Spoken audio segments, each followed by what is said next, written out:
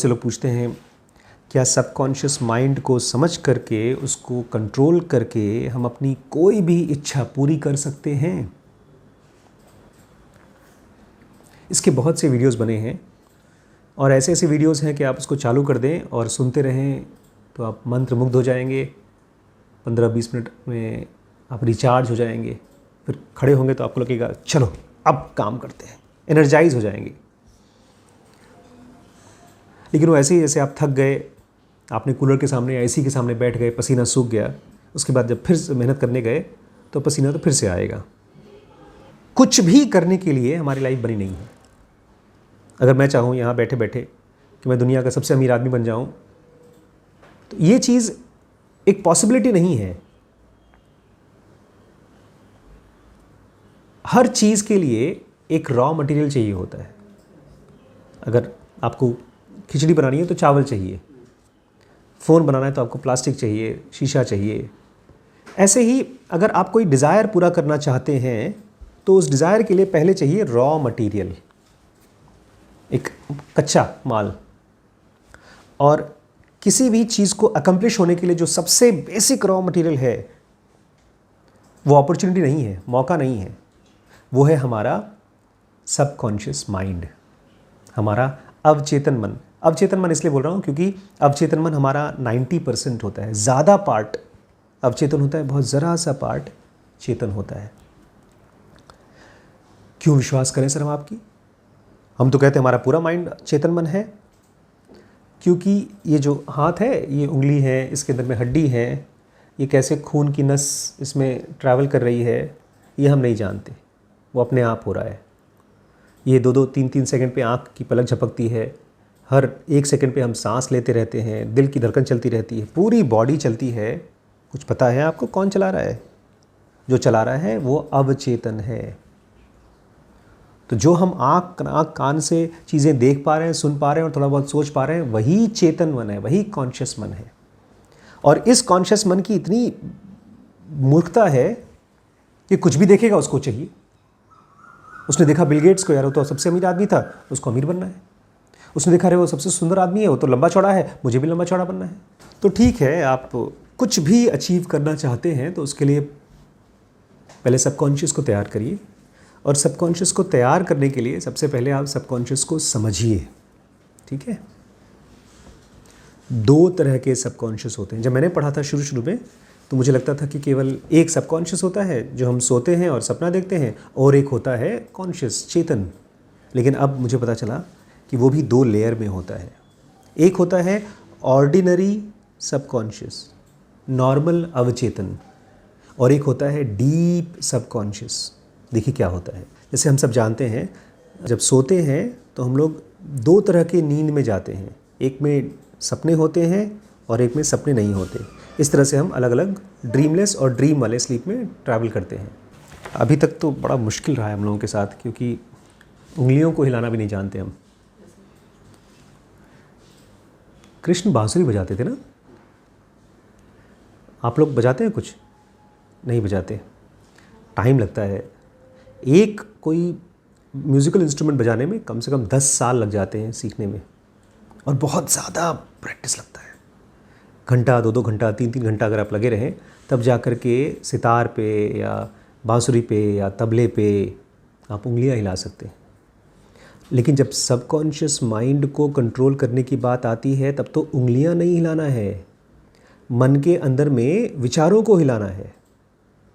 और हिलाने से पहले पहचानना है। यहाँ तो बांसुरी दिख रही है, आप हाथ से टच कर सकते हैं बांसुरी को या सितार के तारों को। यहाँ के सितार का जो तार है, ये तो कभी हम नीचे गिर रहे हैं बिना सपने वाली दुनिया में, और कभी ऊपर आ रहे हैं जहाँ सपने हैं। अब ये मान के चलिए कि अगर आपको अपने अनकॉन्शियस को या सबकॉन्शियस को इम्पैक्ट करना है, बदलना है, तो सबसे पहले पहचानिए कि 2 तरह के अनकॉन्शियसनेस हैं, सबकॉन्शियसनेस हैं। एक ऑर्डिनरी और एक डीप। जो नॉर्मल ऑर्डिनरी सबकॉन्शियस है वो हम सब के लिए ऐसा है जैसे कि शरीर में चर्बी, हमारे खून में चर्बी होती है। जब चर्बी बहुत ज़्यादा बढ़ जाती है तो पता है क्या होता है? हार्ट अटैक होता है। खून की नसें होती हैं, नसों के अंदर में चर्बी के थप्पे ऐसे इकट्ठे हो जाते हैं जैसे पाइप में कचरा, और कचरा इकट्ठे होते होते होते एक पॉइंट ऐसा आता है कि पूरा पाइप ब्लॉक हो जाता है। जब वो ब्लॉक हो जाता है और खून नहीं पहुंचता है ज़रूरी ऑर्गन्स में, अगर हार्ट में नहीं पहुंचेगा तो उसको हो जाता है MI या तो हार्ट अटैक। नॉर्मल थॉट्स भी हमारे ऐसे ही होते हैं। जैसे शरीर में चर्बी होती है, खून की नसों में चर्बी होती है, ऐसे ही हमारे अंदर में नॉर्मल थॉट्स होते हैं और इमोशंस होते हैं। अब वो आदमी आया अपना काम कराने के लिए और आपके मन में हुआ चलो मैं उसकी हेल्प कर दूं, और आप फंस गए। आप ठीक ऐसे फंसे जैसे एक मछली कांटे में फंसती है। नहीं, कोई आदमी आपको बेवकूफ़ कैसे बनाता है? हमारे भाई साहब थे, जान पहचान के थे, उनका टोटल फंसा पैसा 10 लाख रुपए। किसी एजेंट ने उनसे 10 लाख रुपए ले लिया और कहा कि मैं आपके बच्चे का एडमिशन करा दूंगा।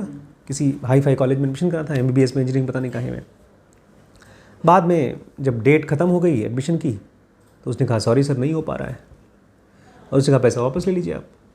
उनका गुस्से में वो चिढ़ गए कि मैं हमारा पैसा वापस कर, क्या कर रहे हो, हमको एडमिशन चाहिए। तो बोलता है पैसा चाहिए तो ले लीजिए, नहीं तो वो भी हम नहीं मिलेगा। 10 लाख में से उसने 6 लाख रुपए दे दिया, 4 लाख रुपए नहीं दिया। क्यों नहीं दिया? खर्च हो गया सर, बड़ा मेहनत किया था आपके लिए, दौड़े भागे, होटल में गए, हवाई जहाज़ में ट्रैवल किए, बस में गए।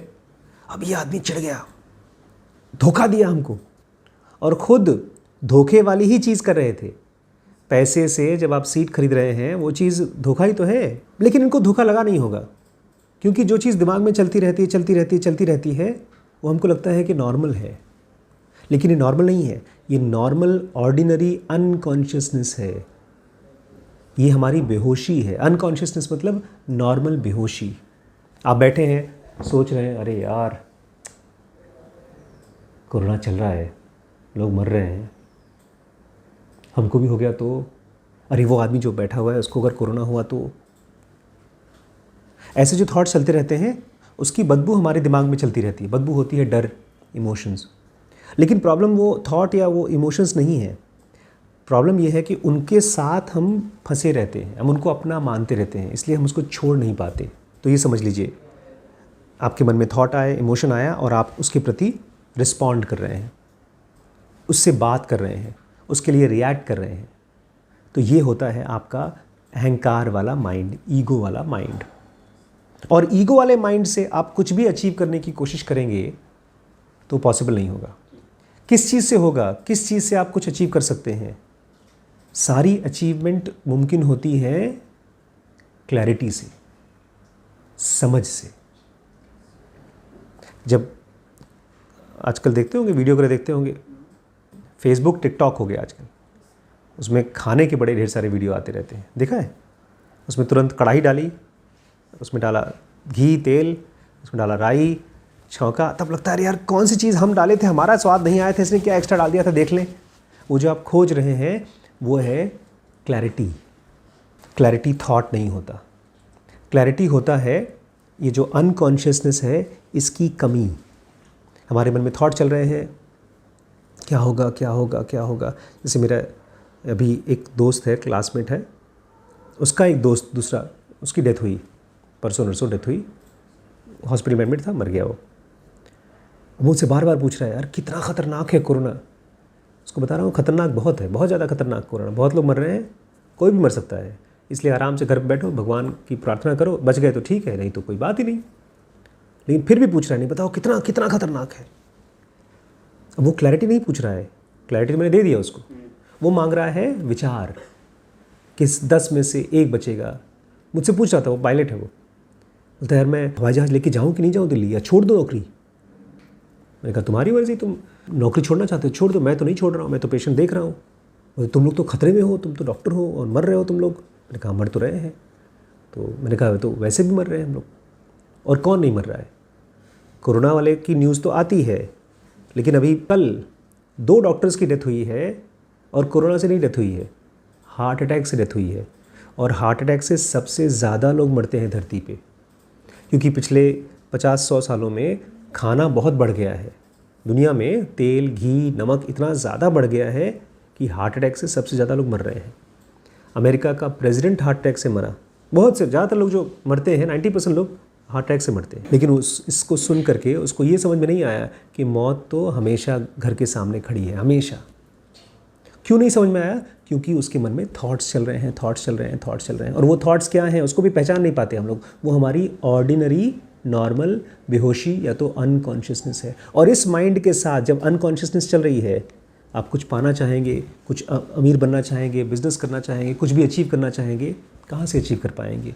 ये तो ऐसा ही है जैसे आपने इस हाथ से इस कलम को पकड़ रखा है। जब तक इस कलम को पकड़ रखा है तब तक कुछ और कैसे पकड़ पाएंगे? इससे हम बोतल कैसे पकड़ पाएंगे, मास्क कैसे पकड़ पाएंगे? क्योंकि उस समय हमारे माइंड ने थॉट को पकड़ रखा है।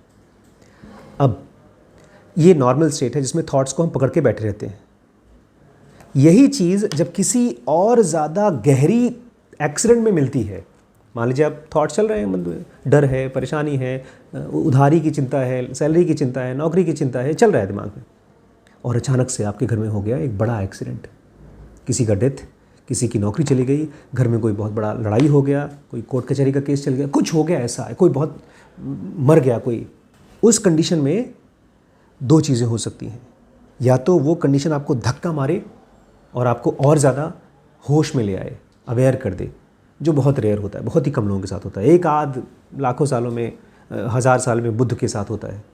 बुद्ध ने एक मरे हुए आदमी को देखा तो जग गए।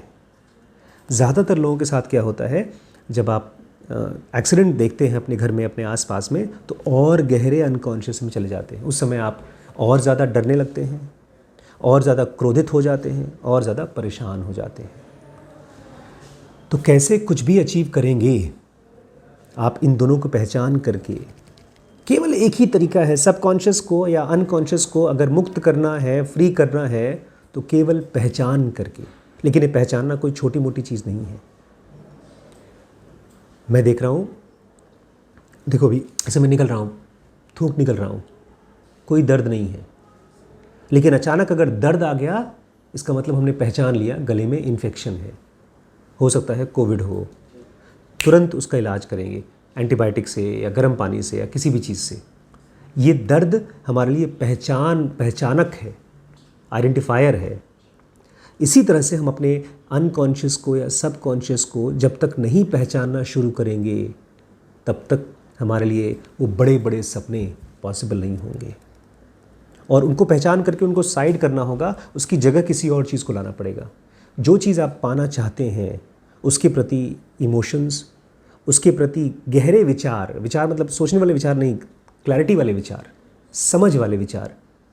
पता है ना डिफरेंस दोनों में? एक होता है कि नहीं यार मुझे पैसा कमाना है, पैसा कमाना है, पैसा कमाना है, और एक होता है जिसमें कि यार ये सामान अगर बिकेगा, इसकी मार्केट में डिमांड है और इसको मैं बना करके बेचूं या सस्ता कर दूं। ये सब चीज़ें जब आप सोचना शुरू करते हैं तो वो क्लैरिटी वाले विचार हैं, जिसके बारे में आप सोच करके कुछ एक्शन ले पाएंगे। खाली बैठ करके सोचते रहे नहीं मुझे पैसा कमाना है, पैसा कमाना है, पैसा, वो विचार हेल्प नहीं करता। तो रिप्लेस करिए अपने सबकॉन्शियस को, डीप सबकॉन्शियस को और सुपरफिशियल सबकॉन्शियस को पहचान करके साइड करना है, उनको शांत होने देना है, और उसकी जगह पर आना है क्लैरिटी और इमोशंस। जितनी बार भी हम लोग जनों का बेसिक कोर्स के, एडवांस कोर्स के वीडियोस बनाते हैं, मेरे लिए उस चीज़ के लिए, जनोवा के लिए या WBX के लिए या BDM के लिए क्या इकट्ठा होती है? क्लैरिटी इकट्ठा होती है और इमोशंस इकट्ठा होते हैं। और जितना ये साइन ये है कि कैसे पता चलेगा कि आप पहुंच रहे हैं अपने गोल के पास? आपका मन काम होना शुरू हो जाएगा, शांत होना शुरू हो जाएगा। आप उस चीज़ को पाने के चक्कर में मर गए, कोई बात नहीं, मर गए तो भी वो चीज़ आपको मिलेगी, क्योंकि वो आपकी वासनाओं का हिस्सा बन जाती है। इसीलिए जो लोग भी बहुत यंग एज में कुछ बड़ा कर लेते हैं वो एक्सीडेंटल नहीं है, तो उनके पिछले कई जन्मों का काम है। कोई भी थॉट, कोई भी इमोशन इतनी आसानी से नहीं मरता है। इसलिए बहुत सोच समझ करके अपने इमोशंस को और थॉट्स को रखिए, पहचान करके उनको, जैसे कचरा हटाते हैं, दीमक हटाते हैं, ऐसे ही उनको पहचान करके हटाइए। ठीक है।